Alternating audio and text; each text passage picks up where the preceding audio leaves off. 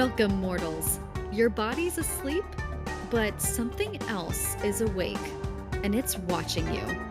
Join us as we tiptoe through the nightmares of sleep demons and sleep paralysis on the Parallax Podcast.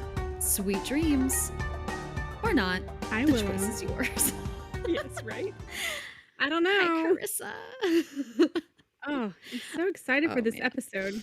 I know. I wanted to have sweet dreams tonight, and it's not going to happen. I don't know if I'm excited or just terrified for this episode because I do experience sleep paralysis, and I have never looked too far into like the spiritual side of it because I think it's scary. And now you're forcing me to do that tonight. So Now I'm going to take you right into the demon layer. oh my goodness gracious. I don't know. Like a part of me is intrigued, definitely, because I'm always intrigued. But I'm also wary of what you're going to tell me. I am super excited because this is in my wheelhouse. So therefore, I am all excited about this kind of thing. Yeah. Talking about, the alternate dimensions where the demons live. Actually, it was funny because my very first question on here is, Willow, don't you have sleep paralysis? Would you like to share? Yes, Karissa, I do. So, in a nutshell, I don't experience sleep paralysis as much as I used to when I was younger. I've gotten a lot better at, getting my normal hours of sleep and sleeping well. But the first time I experienced sleep paralysis, I think I was 19 years old. And it was genuinely terrifying because, again, it was the first time I had experienced it. So I didn't actually realize what it was until afterwards, until after I was able to move again. But what I remember is waking up like you do when you're coming out of a dream and you're kind of awake, like you're conscious and you realize you're no longer dreaming, but you're also not really fully up and, moving around and talking and such. And when I was in that state, it was like all of a sudden, 1 second I realized that I was waking up and the next I realized I couldn't move and nothing could move. And I felt this pressure on my chest, like something was sitting on me. And I tried to scream and I couldn't make a sound. I couldn't open my mouth. And it was like I kept my eyes closed because I knew I was going to see something. I don't know how I knew, but I knew if I opened them, I was going to see something. And so I kept them closed. I kept trying to breathe. It was genuinely terrifying. Ever since then, though, if I experience it, I'll just realize like that I'm becoming paralyzed, quote unquote. And most of the time I'll hear whispers. But ever since then, I haven't felt that pressure in my chest again because I think I start to realize what's going on. But I always hear the whispers and I'll just sit there and try to get myself to fall back asleep so I can come out of it because that's the fastest way for me to come out of the sleep paralysis. Interesting. So if you haven't gathered, of course, we are talking about sleep paralysis, like she mentioned in the intro. But this all came about when a client, which my clients tend to give us some really great episode ideas. Oh, yeah. So shout out to your clients for real. Yes. So one of my clients, she's a lash client, was laying there and she said, I have to tell you about something that just happened. And she said her husband that night before was in his dream and it sounded like he was having a very intense dream. Like he was making sounds as if he was like, I don't know, like struggling as if she would say, not necessarily like moaning or groaning like she needed to like save his life or anything, but more like it was like a bad dream she could tell from the outside. So the next morning when he woke up, he said to her, I need your mom's Bible. She said, what happened? And he said, I just had a female demon sitting on top of me in my dreams, trying to choke the life out of me, saying, I got you, babe. I got you, babe. He described her as blonde, female, very alluring, very like intense. And he was afraid and he knew it was a demon. So I was like, girl, sounds like your husband has a relationship with a succubus. I was about to say, when you said that to me, because I remember you telling me that story, I think the first thing I said to you was, oh, that sounds like a succubus. Mhm. Because I, Yeah. I, and again, I have a very vague understanding of a Mhm. succubus too. So I'm interested to kind of. I'm not interested actually. I'm lying. Mm. But for the sake of You the know, the podcast, I'm interested to know more about them. I think you're gonna feel a little bit better about a succubus once I describe to you the ancient demons Jeez. before the succubus came to be. Good to know. Right, right. Oh my Yeah, and gosh. by the end of it, we'll figure out for sure if this was a succubus in her husband's dream or if we think it's something else. But before we venture into more spirits, demons, and gods that are in association with night or sleep, I just wanted to put it out there. I want you to pay attention to the evolution of these entities, their Okay. interactions, and their features. Hmm. Okay, just kind of keep that in the back of your mind as we're listening. All right. Gotcha. All right. Yes. All right. So let's go a little deep dive into the cultural history. We're going to begin with like the oldest written history of these beings. Of Hmm. course, we know that the oldest text comes from Mesopotamia. This is the Sumerian culture and the Akkadian people.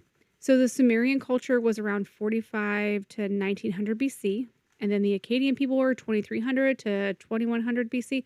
So these are older cultures. Okay, they're not. These are like way back. Back in my day. Let's see here. Back in my day. Yes. Yeah. Well, I just wanted to kind of give you an idea how ancient these stories are. These aren't Yeah. stories. Yeah, these are on cuneiforms. These are like the old texts that are just like these lines and dashes and strange. It took forever for us to even Which is translate like these things. insane, honestly. Hmm. Especially, putting it into perspective. That's kind of crazy how far back this goes. Yeah. So there were these ancient cuneiforms where people had recorded these things. So they were so embedded in their culture that there were written text about it. It wasn't like wasn't brushed off as just something simple. It was actually a true thing that haunted them. So I just wanted to kind of give context based on the timeline.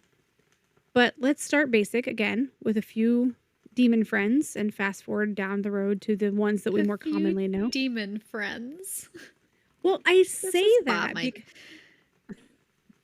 This is Bob, my I demon say friend. BYOD. Bring yes, your own demon. yes. Bring in your. Didn't we say that one day? Like Yeah, that BYOD, was. I bring your own think. demon. Oh my gosh, I think that was. Oh my Conjuring, goodness. maybe. Is it Conjuring. Conjuring? Yeah, BYOD. Bring your own demon. Bring your own demon. Yes.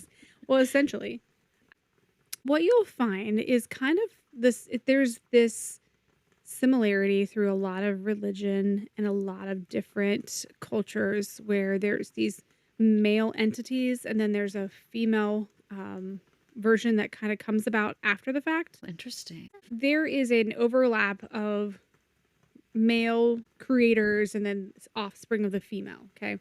God. Mhm. In Judaism, the very first thing that God creates is wisdom, which is a female. So it's the same with the demons. There's Alu, which Alu, you have to really kind of dive in to find much about Alu.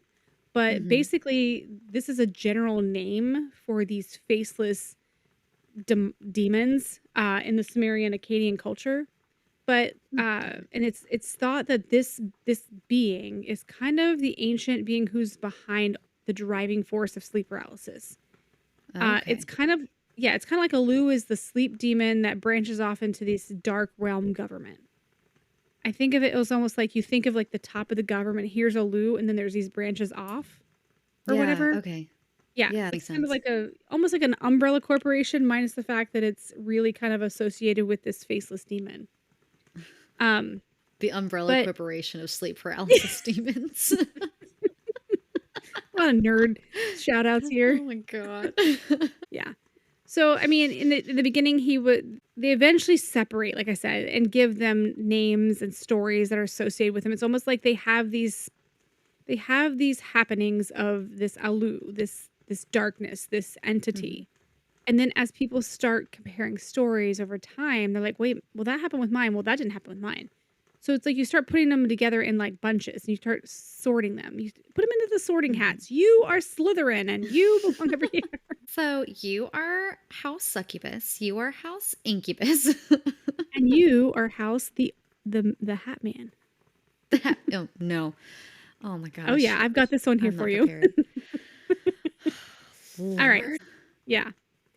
Anyways, they eventually, like I said, they separate them out. And so these entities were never born. They're merely merge, and they kind of like crave the stillness, the nothingness, and they kind of glom on and are like, they're kind of magnets towards human vulnerability. Humans project energy. If you think about it, our energy, we've talked about this with a tuning fork in the spiritual episode, Yeah, yeah. where if you're vibrating negativity, you're going to have a bunch of negativity around you. It's the same thing when you're going to sleep very stressed, when you're going to sleep with a lot of anxiety. You're going to sleep and putting your physical self to sleep with this negative energy, so your spirit is vibrating all this negativity. Guess what's going to find you? These sleep demons, these entities that are like going to feed off of your fear and essentially suck your life force out.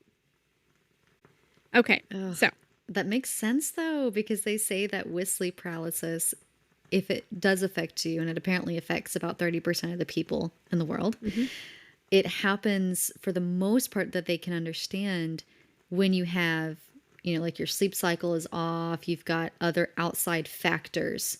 And they're always negative too. It's not like, yeah, oh, you had such a wonderful day and then you have sleep paralysis. Like it's always right, because of some outside worry or thing that anxiety. would that would get in the way of your typical sleeping pattern.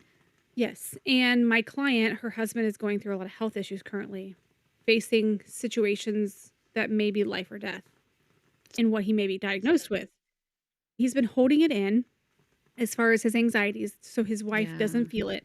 So you're holding Yeah. it in, but guess what? Your body holding it is still vibrating that energy Hmm. that those demonic forces can feel.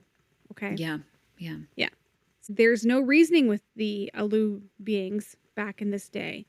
It had a job, and that was just not to really claw itself into your world, but instead it was like that quiet, faceless, harmful spirit that was associated with like just nocturnal disturbances. Anything that could do when you're supposed to be resting and rebuilding your strength for the next day. Yeah. So I can imagine this as a character in a book, in a movie, in the shadows.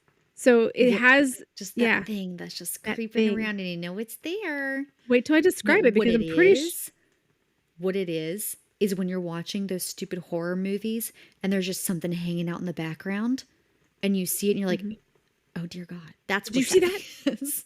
Did you see that? Did you see that in the corner up there? Yeah, so for its actual appearance, like I mentioned, it started out very like void, very faceless, very like not super shaped, but it evolved. It's usually depicted again as this visual and like almost intent. Its intent is also faceless. Like you're not sure what its intent is. Ew. Shadowy and formless. The entities of the Alu embody fear, darkness, and chaos. But just to give you a little bit more to sleep with tonight, Willow, I Oh thought I would God. add what some of the cuneiforms described as this humanoid being. And let me know if this sounds familiar as I tell you this, because I'm pretty sure you just watched a movie that has this similarity. It was said to be extremely tall, broad shoulders, with limbs that bent unnaturally, almost as how we would describe a alien-like form today. Yeah. And Yeah. it's known to be that creepy thing in the darkest corners of your room. I don't like you right now, Carissa. A lot of these descriptions varied, of course, amongst people, but the common thing was the feelings that they got, that pressure, the voids, the feelings of like loss and that lack of just drain in their soul when they would Yeah. wake. So that was very common. But that corner, that yeah, that's totally Insidious. It's Yeah, I totally the movie I know. just watched. I know it is, Carissa. I know. And I The hate like faceless Insidious demon. of all the horror movies. Insidious really is not the worst. And I still was like, I need to watch something happy. I was like, I need to go watch like The Office or something after this. It's just completely opposite because I was like, I don't know Mind-numbing. how I'm going to sleep right now. Yeah. I like Well, to forced make this it even kitten to just cuddle with me that night. well, to add to the creepiness of the corner demon, we were in our house in Ohio. And this is crazy because my kids will probably deny this now. We were in our dining room, and our kitchen was like a little room off of our dining space, and the lights in the kitchen were off, but the lights in the dining room were on. we're sitting at the table, and Arabella looks up, and she just looks into the corner. She's like, I just saw a faceless demon in the corner Nope. of the kitchen. Nope. Tear the house down, leave. Never go back. Never had any issues again. I don't even know where that came from or whatever. I'm telling you, Anyways, if all that right, ever happens, I'm just tear the house down and leave. No. Absolutely not. So Alu exists between the realms of the living and the dead. Alu, the beings that are associated with Alu are considered to be disruptive or dangerous spirits that cause affliction, nightmares, sleep disturbances, similar to other shadowy demons that like we hear people whisper about today. Like at the end of I knew a client You're that like, yeah, I see a shadow at the end of my bed. And, oh. hmm yeah, well, I had this one lady, and she claimed to be a psychic.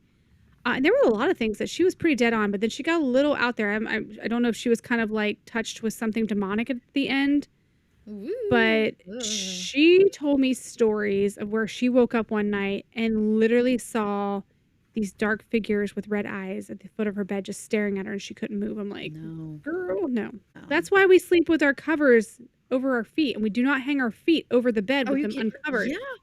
Not Duh. a single one of my limbs is allowed to be outside of the covers. No. I sleep like in a No. little cocoon. No, that's demon protection 101. Yeah, exactly. Gosh, get with the program. Now, I don't know if I shared this story on a previous episode where I had a roommate and our hallway was teed and there was this dark shadow that came into my room and I just started praying and then it left. No. Karisa, no. Yeah, I remember that. It was in my early 20s. I remember that in my early 20s. Because the way the light came into my room, it would shine into our hallway. Because my roommate's room was outside my door to the right, and then there was a hallway that kind of went between then my room. And so you could see the hallway. You could see the difference in the two different colors of carpet because one was brown, one was blue.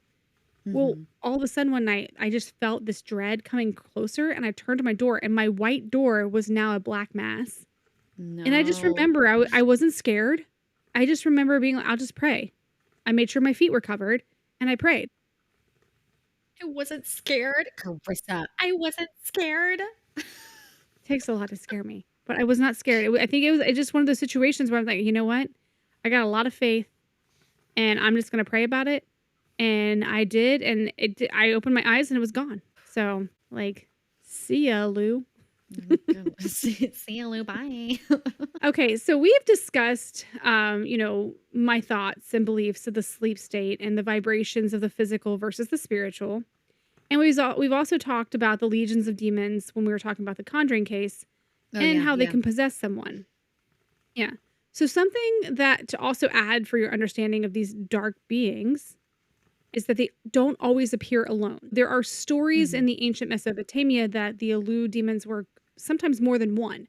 These weren't always just one. The Alu night demons, these sleep demons, were sometimes hanging out with other demons that were doing other things, Just hanging out, just chilling, Yeah. like bros. Can you imagine though, like a pack of demons just hanging out with each other in the darkness, like clocking in and being like, it's time to go haunting tonight? Just clocking in. They've got their coffee in their hand. I got One of them's got like, a tie what you that's got on your lopsided. Who's on your schedule? Well, I've got Elm Street and you've got the Lambert House in Ohio, which God, I've always wanted to go to that house.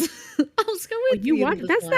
the house that's the Lamberts are the people from Insidious. You're welcome. No, Karisa. No. Stop it. No, ma'am. All right. So how do we get rid of these things? How do we get rid of Yes, them? please tell me. Well, I want to know. the ancient ways of getting rid of them, and this is really cool. It's like this is where they realize a lot of these things happened only in the darkness of night and the darkness of your spirit. So when your spirit was feeling dark, that was when you would see these more. So they were very smart at putting things together. They didn't need ChatGPT back then. They figured it out. So the way to defeat them was through the light, because these entities thrived in the darkness. So it wasn't just physical darkness, but like, again, the emotional, the spiritual, the people were feeling. So they would keep their lamps burning. They had charms over their beds. This is where we get a lot of the crystals and some of the things that people do for protection. that's where these all kind of spawn from, like the coppers and different types of materials that were sent to help ward off these spirits. And Gotcha. strangely, some of the religious leaders would even invoke and invite other demons in to ward off sleep demons. So it's almost like an enemy of my enemy That's is my friend. my friend. Like, Yeah, listen, that's so interesting. yeah, so they would invite other demons in to keep these sleep demons away. And this is also kind of where the early infancy of using salt to mark around your perimeters came into play, was in this time frame. They were using salt and other Oh, types of things to yeah, yeah, the pre-evolution of the salt circle. that's really cool. Yeah. Are you doing okay so far? Yeah. That's why I brought my kitten with me for this Oh, your black cat? recording. Yes, The she irony that you have a Toffee. black cat for protection. Okay, Toffee is a sweet baby. We don't care that she's a black cat. Yeah, I always had black cats growing up. I love a black cat. All right, before we move forward, and then fast forward into some of the more modern ones, I did want to give a brief understanding as these cultures evolved, along with some of the sleep demons. I wanted to kind of share that, again, like I said in the beginning, there's a gender association from male to female a lot of times. So Yeah. staying in the Mesopotamia times, there were a few breakoffs of the Alu's soul sucking squad into like a more specific, SSS. more more specific like that. I'm like, what should I call them? Like uh the Hellfire Club? I don't know. Well, then you're like a loose soul sucking squad. Please excuse my French. You're like, so this is the ass. You're right, it is. Oh my gosh, I didn't put that together. I was gonna put AS3s, but okay, we'll go with that one. Oh no. All right. Oh no. So I wanted to kind of give you a couple from ancient Mesopotamia that had more characteristics, more specific roles in their gender Mhm. identification as far as being female. Um, Interesting. Okay. yeah, we definitely don't have time for all of them, but I do. One of these is I really, really like her. The Mhm. other one is because she's just an interesting character where she eventually evolves too. And then the other one is like, wait, what? This is just crazy. All right. So this So is apart from the Lilitu, ass. yes. So Lilitu, these are female spirits or demons that are Mhm. often associated with seduction, night hauntings, and the flight. This pre-succubus, okay? This is a Okay, gotcha. very beautiful, yeah, they're usually depicted as very beautiful women with these wings and tempting appearance that are meant Mhm. to lure their victims, okay? So very again, very succubus-like. Yeah, yeah. Sometimes they are considered to be temptress, seducers, and spirits that can cause harm through their seduction and attack you during sleep. Kind of, like Oh, we're saying in the future here. yeah. But the Mhm. reason I really like Okay. this demon, sad, I love this demon. I love Um, that statement. We're she's besties. powerful. No, is the Hebrew word so the term Lilitu is the root for the later Hebrew word Lilith, which is Lilith, who is Ah, linked to the night demons and female night spirit. Yes. You know that I talk wow, about I Lilith. wondered. Oh, yeah, I wondered if that was where you were going with it, and I was like, Mhm. "That's really freaking Yeah. cool." Yeah. Lilith So is so I cool. had to share her. Yeah, I had to share her. Of So course, yeah. Lilitu is kind of like the female counterpart of the Alu male demons. So Gotcha, gotcha. Lilitu is the plural. So the Alu is kind of like the male versions. That's more of a plural as far as those go. So they both occur in the same Mesopotamian time. But there was this Gotcha. other one that is typically depicted as a female. I think there are some occasions when it's a male, but for the most part, Lamashtu is considered to be a female demon, and her main victims are often women and infants. So, and Oh, there's a reason I wanted to share this one, even though it's not a girl's girl. no, she's not a girl's girl for sure. She was believed to threaten pregnant women, newborns, children accused of miscarriages, deformity, and even death. Yes. Rude. She had a very interesting hybrid image that is typically depicted, where she's got this fierceful face of a lioness, these 2 horns, this long disheveled hair that kind of goes with her chaos. Associated images have her with multiple breasts. Yes. Yes. Yes.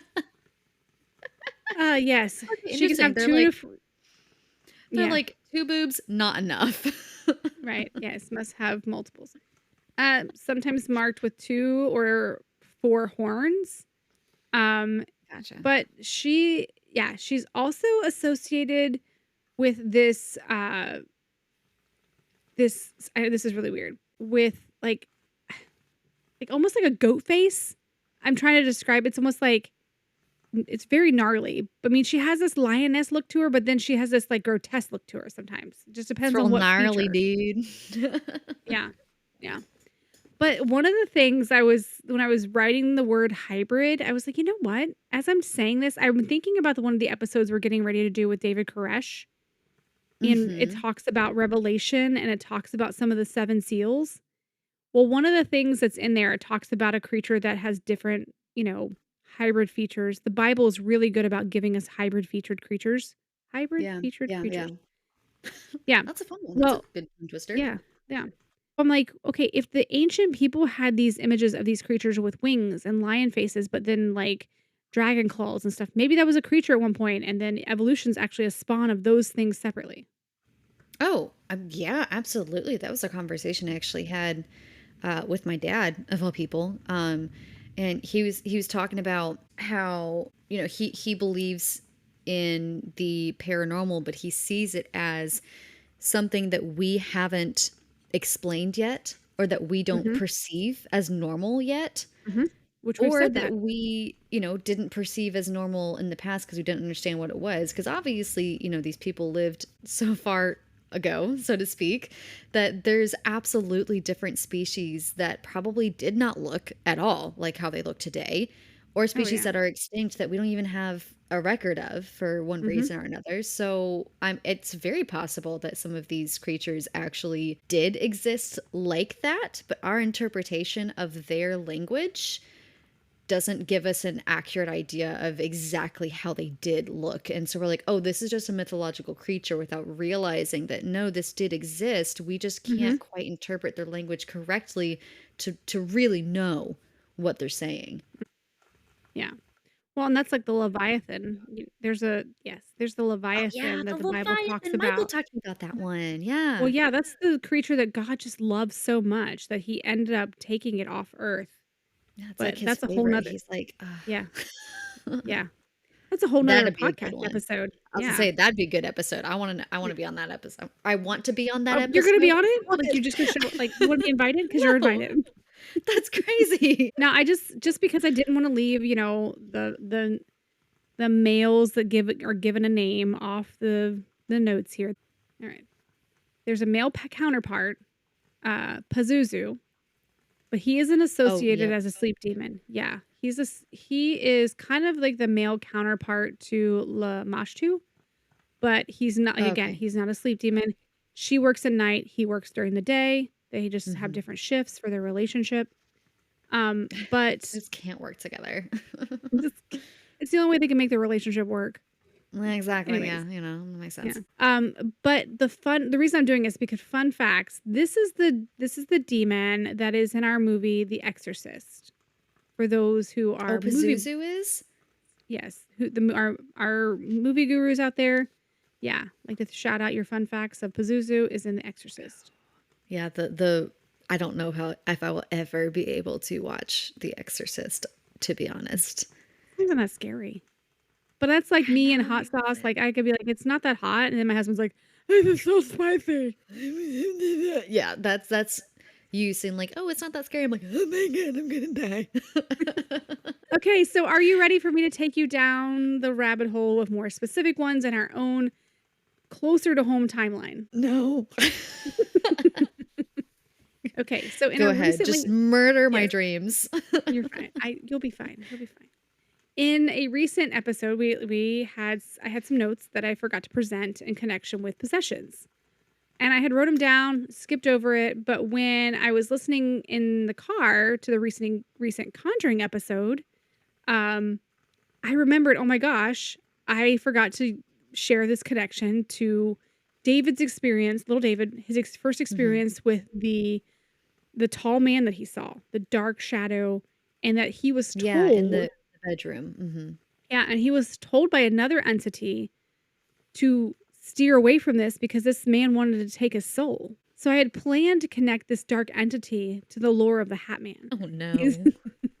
So I'm going to tell you a Here little we about him. go. All right. So the Hat Man is a legend. This is a spooky legend, and it is intriguing. It's an intriguing phenomenon reported by many people around the world. It describes this tall, shadowy figure wearing a wide brimmed hat, and often it's a fedora or like a similar style. But it appears in your dreams, hallucinations, or during sleep paralysis episodes.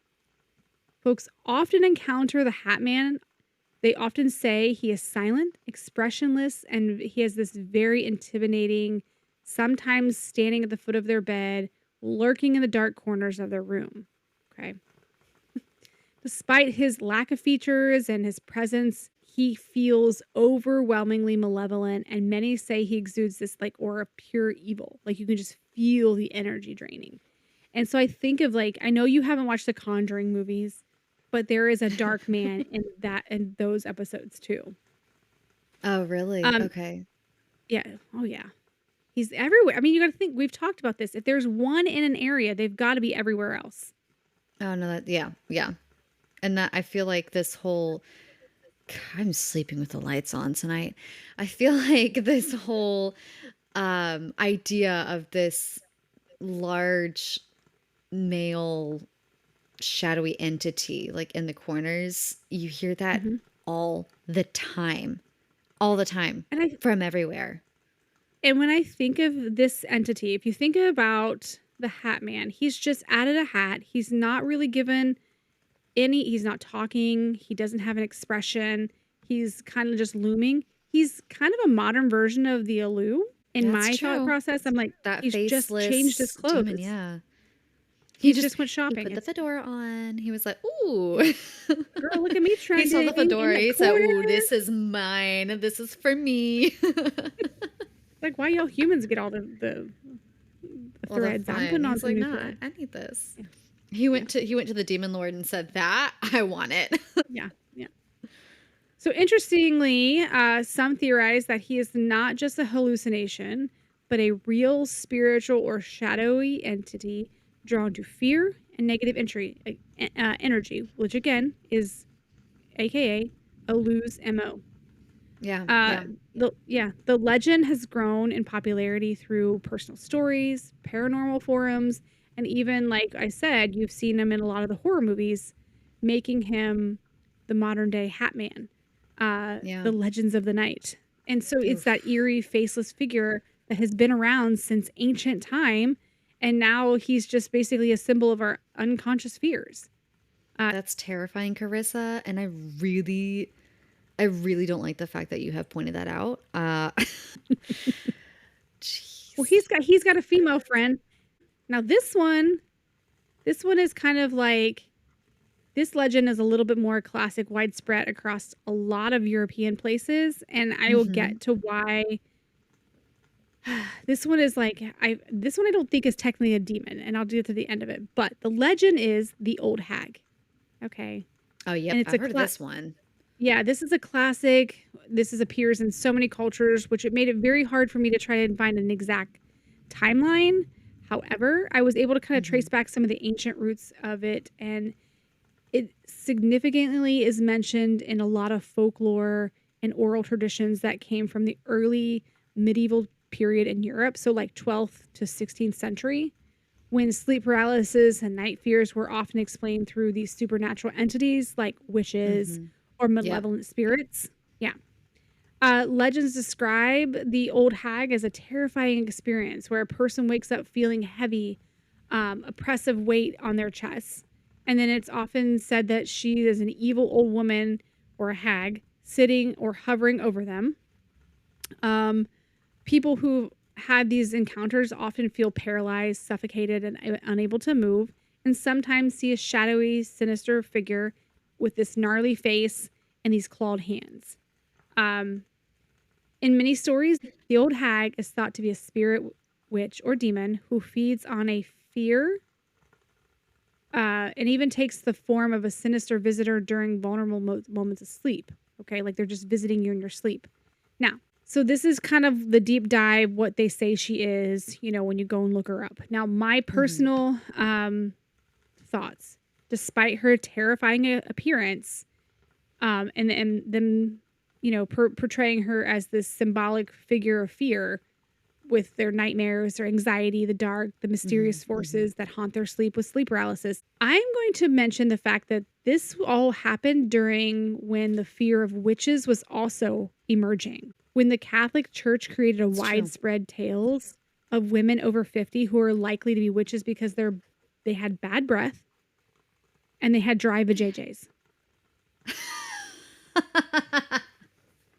Literally, girl, I'm not lying. These were reasons that women were tortured as witches. Because as you go through menopause, things change. Men's teeth were falling out. They You didn't care, can't get men it were up in anymore, charge. dude. Well, I mean, yeah. But Yeah, no, so, no. yeah, literally there were a lot of women that didn't make it over 50 because they were deemed as witches. I got about 3 That's years left. insane. 3 years left and But then I'm these done. Yeah, well, then I'm a witch. So, a thing that got women sent to the torture chamber and also got them executed as witches could be the main reason that these women are now vengeful spirits, not demons, who are That's wrongfully accused actually of witchcraft. true. They were wrongfully accused of witchcraft, and now they're haunting this medieval time.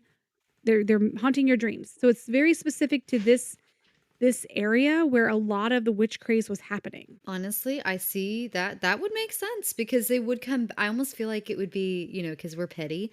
I almost feel like we'd be like, "Oh, you thought I was a witch then? Look at Oh, me you now," gonna you see me know? now. You gonna They're see like, me "Oh, you're now. gonna see how bad I can actually I'm be," and, coming to like, your come dreams. back to haunt and try to embody that image, specifically to be like, "Yeah, you were scared of me when I was alive. Like, let's see Mhm. how you feel Yes. now, I have now that officially I'm back." joined I have officially joined a loose soul-sucking squad, I so have joined I'm the here for this. ass. Alright, now for our fan favorite sleep demons and the succubi and the incubi. Quack, quack, quack. Succubi and incubi. So, is succubi and incubi is the, my lord Plural? plural, right? I almost Yes. said it's the Yes. The paralyzed p or whatever, and I was like, yeah, "That's not no." So, succubi and incubi, are that's the the plural. plural Yes, form of succubus and succubus and incubus is the incubus. Okay, singular. cool. Correct. Fantastic. I'm tracking. Yes. So the succubi and the incubi are the fascinating figures that we have talked about that haunt human imaginations for centuries. They're essentially malevolent and seductive spirits. Succubi are the female demons. The incubi are the male. They visit people during the night, often in their dreams and during sleep paralysis. These entities are usually described as alluring, beautiful, and sometimes terrifying, and some stories depict them as having this shapeshifter or like a creature type effect that can change form to seduce and torment their victims. Yeah. Shapeshifter. Shapeshifter. Shapeshifters. Oh my gosh. I know. Here we go. I mean, all these demons be talking. Be like, hey, let me teach you how to do this. Okay. I was like, let me tell you, okay? And I got share the note. humans over in the Americas. All right, let me tell you. Let me see how this goes. Let me tell you what gets their goat. Let me tell you what haunts them at night. Try this one on your people. Like, try this one. Are they getting bored? Are the humans no longer scared of you? Well, try this new shapeshifter. Try this new shapeshifter filter on your phone. Oh, Hunt that's them funny. in their sleep and get back to us. 100% Yeah. guarantee or your money back. Yeah, like 100% guarantee, or we'll pay for your ride to hell. We'll pay for your ride. All right. Get back there for So free. yes, historically, people believe that these spirits would have sexual relationships with sleepers, sometimes leaving them exhausted, cursed, or even pregnant with demonic offspring. So this idea, No. yeah, the idea was often used to explain mysterious pregnancies, strange dreams, and feelings of being violated during sleep. Things that could have easily been understood as in science, as we've shed light on this phenomenon a little bit. But over time, these beings have become iconic for Hmm. sleep temptations and, all the mysterious forces that are lurking in the darkness in our subconscious that I truly believe exist. Yeah. Blending a lot of, I do think there's a lot of myth and exaggeration and fear in these spiritual hauntings, but I do believe that they are true. But I Yeah. want to add a little bit to this, and I'm going to hand it over to you. Something that could, so think about this. Hear me out. No one take offense. If you take offense, I'm sorry. Follow a different podcast Yeah, because we're exactly. we're here to give it out. Okay, Yeah. Yeah. so Sorry. this could explain. Imagine a woman being visited by an angel in the night, and she's asked if she could mysteriously get pregnant with God's child, thus Jesus. Okay, so if it is Mm, possible, and not even Jesus, because there are actually a lot of virgin births in religions, by the way, fun facts. that's true. That's But true. Yeah. if it is possible for a human to get pregnant by a non human entity by moving through the realms of light and be impregnated, with a divine child, then the base laws of equals, it would so too be true for the entities of the dark. So if it can It's happen in true. the light, Yeah. it can happen in the dark. So I Exactly. thought that was Yeah. fascinating. Yeah. Yeah. But also, like, So at the same time, quote unquote mysterious pregnancies, girl, you sleeping with somebody that you're not supposed to, and they paid you to make sure that you would not ruin the reputation in the Middle Ages. Just by the way, mm, so a the Duke fascinating does fact, not want everyone to know that you're his mistress. right? Yeah, we know what's happening. A I fascinating know. fact all these entities, sleep demons, succubi, incubi, shadow spirits, whatever, have in common is that they all serve symbols of that same thing, that unknown fear, vulnerabilities, inherent things that humans Yep. experience in sleep and darkness and unconsciousness. But Hmm. remember when I asked you to pay attention to how they evolved? Did you notice Yes. anything particular or interesting about them? I feel like you're gonna point out to me. I'm gonna be like, oh, duh. Well, it's really just very simple. But what's particularly interesting about how these demons have evolved in physical description is this shift from the vague, shadowy figures or these abstracts to Is or that now we know abstracts, what they look like? yeah, to these Like grotesque we were and more, fantastical yeah. forms. And I link this a lot to almost how cave drawings were, what people That's focused on. true. Yes. So the earlier people focused more on the feelings, the energy, the embodiment of it, not actual physical descriptions. As they evolved, the descriptions tend to be more from faceless to more detailed descriptions and Hmm. almost animalistic. So it's almost It's like the like, traits changed. yeah, it's almost like they evolved with us because as we evolved, we learned, obviously, different ways to communicate things, such as Hmm. using art, using those drawings, and using that as a way to not only communicate what you see, but also what you feel and convey those emotions through the artwork. So that is interesting to think that either they evolved alongside with us or our perception of them evolved to the point where it was scarier for us to be able to draw this thing and put a face to it that you can put your hands on, so to speak, and show another Hmm. person than just having the feeling. Hmm. I also believe, based on archaeology and anthropology of human beings, that our brains opened more as we developed. Our Hmm. diets changed and allowed our brains to be more, like the enlightened period. We started Yes, seeing yeah. things different. And during the enlightened period, like right before, that's when a lot of the this is kind of the same time frame as the witch hunts and stuff. Yep. This is the time when uh, people were necromancing the demons. Yep. They were Hmm. getting involved with the dark realm, so they were seeing more visuals. So I feel like at the same time, we were starting to tap in and see them almost like less blurry. Our Yeah. eyes were being able to see through the veil of this demonic realm a little easier. But that's just my thoughts. But anyways, from the unknowable to the shadowy, grotesque pictures, that's the symbolic meaning and the history of our sleep demons. So take it away, Willow. Sorry, I didn't leave you Yeah. much time. Oh, no, it's okay because there's not a whole lot really to talk about when it comes to the or what we know of the scientific explanation of sleep paralysis, simply because it's really something that we don't understand a whole lot about. We know that it happens during REM sleep, which is the rapid eye movement sleep. That's when Mhm. you dream and whatnot. And that what causes the paralysis itself is that your your brain, when you enter into REM sleep, it starts sending signals to your muscles that relaxes them, especially in your arms and legs, so that when you do dream, you don't start acting out that dream and you don't like Mhm. injure yourself or injure somebody else around you. And so when you don't quite wake up correctly out of that state or out of REM sleep, that's when sleep paralysis happens, because your brain is conscious, but the rest of your body hasn't quite gotten there yet. It hasn't stopped and like cut off those signals to tell your body that, oh, you can move now. And like I said, it affects about 30% of people in the world at least once in their lifetime. So, not all the time, but at least once they'll end up getting sleep paralysis. And it can only last for a few seconds, or it can last up to 20 minutes, which is absolutely terrifying. But that is really just dependent on the person, not so much like the circumstance.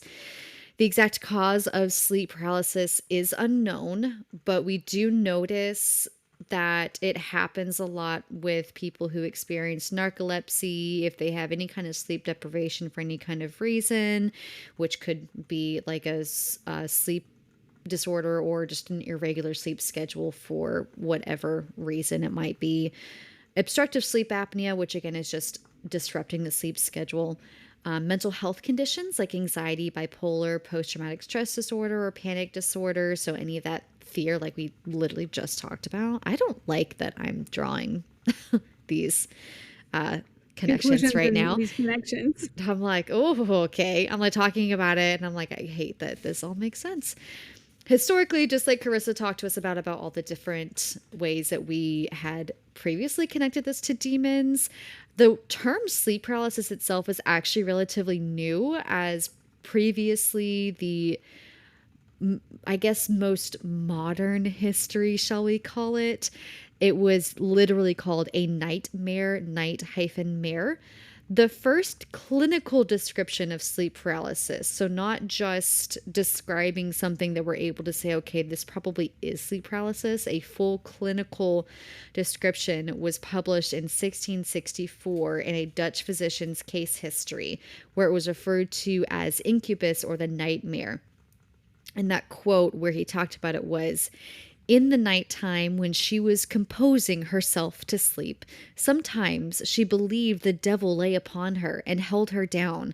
Sometimes that she was choked by a great dog or thief lying upon her breast, so that she could hardly speak or breathe.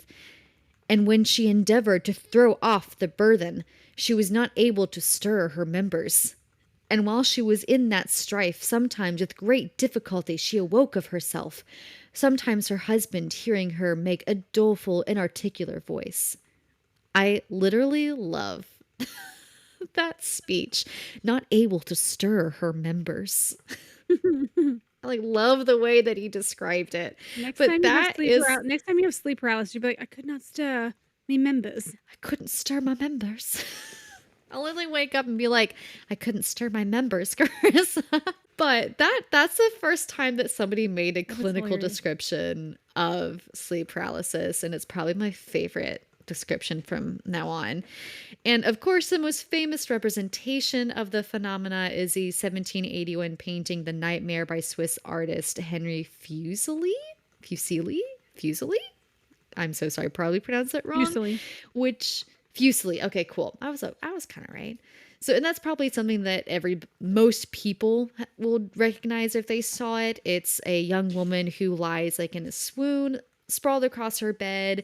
Typically, she'll have an incubus who squats on her stomach, who's staring at her. We see this in multiple different like renditions. I think there's two renditions of this by Fuseli. Usually. And then there's like other renditions of that people do of it, kind of in their own view, so to speak. So up until the late 19th century, we still called it nightmare. After that point, we finally got to calling it sleep paralysis. The only other interesting thing that I have about this is that typically in ancient times, to treat sleep paralysis, I know you talked about using things like different charms and such. There's also let's see, a Byzantine physician in the 7th century who had multiple books on the history of medicine, but in one of them he was talking about sleep paralysis. And he focused on the head being the source of the problem, not like a mental condition, just your head is the source of where the sleep paralysis is coming from, and suggested that the best way to treat sleep paralysis was through bleeding, drastic purgatives, and friction of the extremities. And if those didn't work, then cupping and scarification of the throat, a restricted diet, and shaving the head would do the trick. So when you were talking about like, oh, these are great, and like going into the what the treatments were, I really thought you were going to say bloodletting. I was like, oh yeah, Karissa, fantastic. 10 out of 10. We've talked Great, about bloodletting great before. thing. Oh, Yeah, yeah. Oh, yeah. And then even 10th century Persian polymath, I'm not even going to try his name because I will not say it right. But he was the first one to actually separate the nightmare from demonic possession and have the nightmare be like a sleep condition rather than a demonic issue.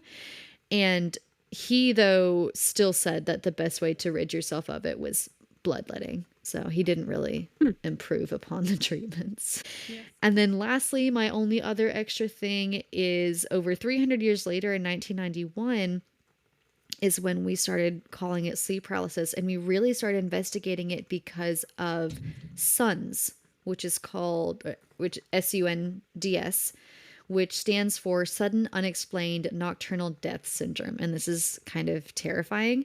In 1977, it was discovered that more than 100 previously healthy people from various Southeast Asian communities had just died in their sleep. And there wasn't really an explanation as to why.